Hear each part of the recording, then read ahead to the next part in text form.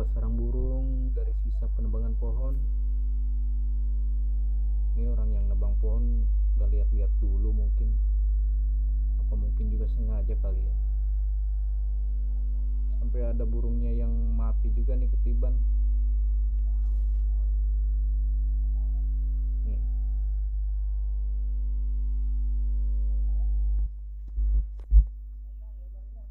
Kasihan sekali nih anak burung ini.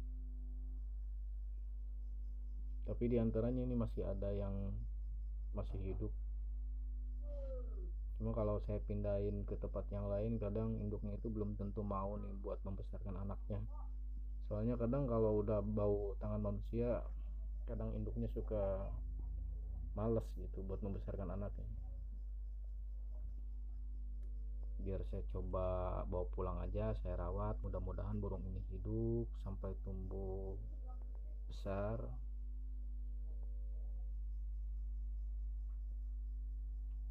Coba saya lihat di sarang yang lain, ini kayaknya kosong, nggak ada. Oh iya bener, ini nggak ada, kosong. Nah, saya bawa pulang aja, saya coba rawat aja.